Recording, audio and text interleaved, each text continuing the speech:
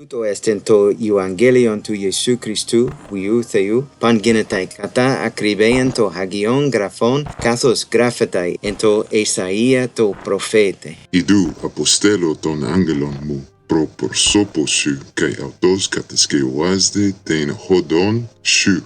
Ούτως ο άγγελος βοά φωνή μεγάλη, το ετοιμάζεται την οδόν Κυρίου, ο Θεός οίεται τας τρύπους αυτού. Μετανοείτε, προσέλθετε και εξομολογήσετε τας αμαρτίες ημών και βαπτίσαστε εις άφεσιν αμαρτιών. Πολλοί άνθρωποι από Ιεροσολύμων και Ιουδαίας προσέρχεται προς αυτόν και Ιωάννης βαπτίζεται αυτούς. Ο Ιωάννης ενδούεται τρίκες καμέλου και σδόνεν τερματίνεν περί την οσφούν αυτού και ἐσθίει ακρίδας και μέλι άγριον και ρούσε αυτός. Έρχεται ο ισκορότερος μου ο πίσω μου, και ουκ είμαι ικανός κατακούψα και λούσα τα ουποδέματα αυτού.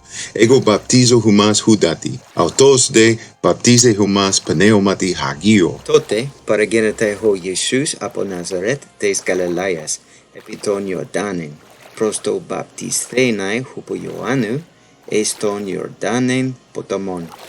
Ο Ιησούς αναβαίνε εκ του ποταμού, και προσέλκεται προς τον Πατέρα, ευθύς ο ουρανός σκίζεται, και Ιησούς βλέπει το Πνεύμα του Θεού, ως περιστεράν καταβαίνει εις αυτόν, και τότε φωνή εκ των ουρανών τάδε, λέγε: Ο Υιός μου ο αγαπητός Ιησού εν σοι εωδοκώ.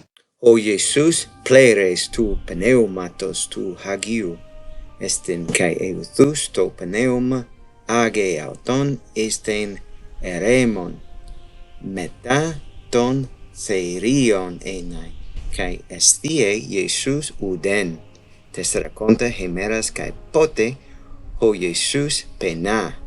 Τότε ο διάβολος πειράζει αυτόν, αλλά Ιησούς νικά τον Σατανάν. Ο ουν διάβολος αφίεσεν αυτόν, και οι άγγελοι διακονούσεν αυτό.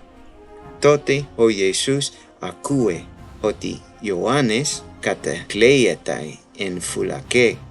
Από τότε ο Ιησούς έρχεται εις την Γαλιλαίαν και κηρύσσει το Ευαγγέλιον του Θεού και λέγει: Η βασιλεία των ουρανών εγκούσεστην. Μετανοείτε ουν και πιστεύετε εν το Ευαγγέλιο της βασιλείας του Θεού.